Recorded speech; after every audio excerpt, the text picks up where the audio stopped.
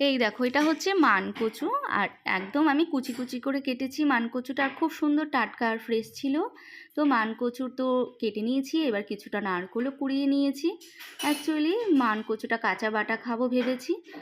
আর এই তো মানকচুটা আমি কুচিয়ে গ্রাইন্ডারে দিয়ে দিলাম, আর যতটা হয় ততটাই দেব, দরকার হলে দুবারে করব।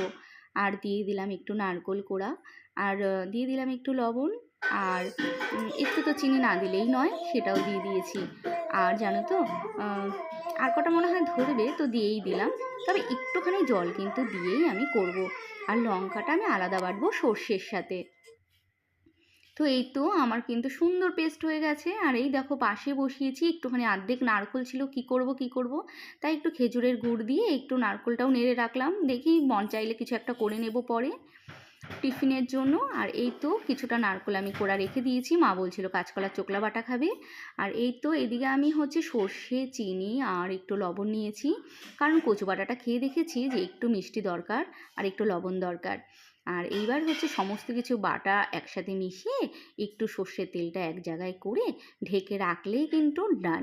এরকম করে কাঁচা মানকচু বাটা খেতে বড্ড ভালো লাগে, তবে চেনা জানা দোকান থেকে নেওয়াই ভালো, না হলে কিন্তু পুরো জিনিসটাই নষ্ট হয়ে যায়।